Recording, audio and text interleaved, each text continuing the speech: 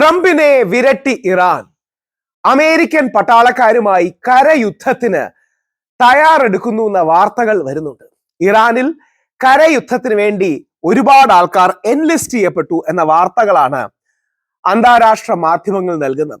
ഏകദേശം 10,000-ഓളം US troops അഡീഷണലായി middle ഈസ്റ്റിലേക്ക് പോകുന്നു, ഇറാനിലേക്ക് പോകുന്നു എന്ന് പറയുന്നു. അതിശക്തമായ രീതിയിൽ ടെഹ്റാൻ ടൈംസ് എന്ന് പറയുന്നത് ഇറാനിലെ സ്റ്റേറ്റ് ബാക്ക്ഡ് ആയ പത്രങ്ങളിൽ ഒന്നാണ്. ടെഹ്റാൻ ടൈംസ്, നിങ്ങൾ വരികയാണെങ്കിൽ നരകത്തിലേക്ക് സ്വാഗതം, ശവപ്പെട്ടിയിലെ തിരിച്ചു പോകൂ എന്ന് അതിശക്തമായി ട്രംപിനെ വിരട്ടിയിരിക്കുകയാണ്. ഇറാന്റെ വാക്കുകളുടെ ഒരു പ്രത്യേകത, ട്രംപ് കള്ളം പറയുന്നത് പോലെ കള്ളം പറയുന്നതല്ല. ലോകത്ത് ഒരു രാജ്യം അങ്ങനെ കള്ളം പറയില്ല. പ്രത്യേകിച്ച് പ്രസിഡന്റുമാരോ പ്രൈം മിനിസ്റ്റർമാരോ ഒക്കെ അവരുടേതായ നിലപാടുകൾ കാണും. ചിലപ്പം ഹാഫ് ട്രൂത്തുകളൊക്കെ പറയും. ട്രംപ് പറയുന്നത് പോലെ യാതൊരു ലക്കും ലഗാനവും വെളിവുമില്ലാത്ത കള്ളങ്ങൾ പറയുന്നതല്ല ഇറാൻ പറയുന്നത് ചെയ്യും, ചെയ്യുന്നത് പറയുകയും ചെയ്യുന്നുണ്ട്.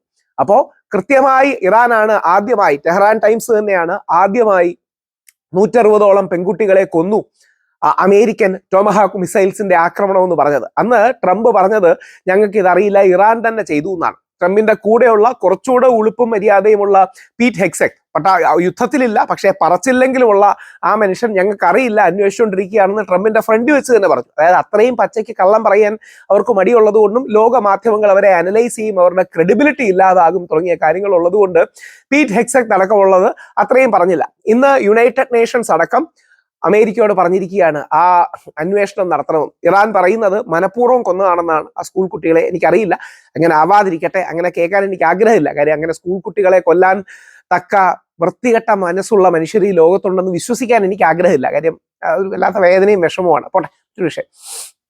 അപ്പോ ഇറാഖിൽ, അഫ്ഗാനിസ്ഥാനിൽ, വിയറ്റ്നാമിൽ അടക്കമുള്ള രാജ്യങ്ങളിലെല്ലാം പരാജയം ഏറ്റുവാങ്ങി ഗുണമില്ലാതെ ട്രില്യൺസ് ഓഫ് ഡോളേഴ്സ്, കോടി രൂപകൾ, ലക്ഷം കോടി രൂപകൾ എല്ലാം മുടക്കിയതിന് ശേഷം, നശിപ്പിച്ചതിന് ശേഷം ട്രംപ് ഇപ്പോൾ പറയുന്നത്, അല്ലെങ്കിൽ ചില മാധ്യമങ്ങൾ റിപ്പോർട്ട് ചെയ്യുന്നത്, ഈ 5 ദിവസത്തെ വെടിനിർത്തലിനൊക്കെ ശേഷം ഇറാനിലേക്ക് ബൂട്ടുമായി US ട്രൂപ്സ് ഇറങ്ങുമെന്നാണ്. ഈ US ട്രൂപ്സിനും അവിടെയും വിവരവും ബോധവുമുള്ള മനുഷ്യർ ഇതിനെ എതിർക്കുന്നുണ്ട്. പക്ഷെ പട്ടാളക്കാർക്ക് സ്വന്തമായി തീരുമാനം എടുക്കാൻ കഴിയില്ല. ഏകദേശം 10,000-ഓളം അങ്ങനെ അമേരിക്കൻ മിലിറ്ററി അവിടെ എത്തുമെന്ന് പറയുന്നു. കാര്യം അമേരിക്ക ഇപ്പോൾ തോറ്റു നിൽക്കുകയാണ്. അമേരിക്ക എന്നും പറഞ്ഞുകൂടാ, അമേരിക്ക എന്ന രാജ്യത്തിന് അതിൻ്റെതായ ഒരു സ്റ്റേച്ചറുണ്ട്. ട്രംപ് തോറ്റു നിൽക്കുകയാണ്, ട്രംപ് പരാജയപ്പെട്ട് നിൽക്കുകയാണ്, ട്രംപിന്റെ പോളിസികളും നിലപാടും നയങ്ങളും പരാജയപ്പെട്ട് നിൽക്കുകയാണ്.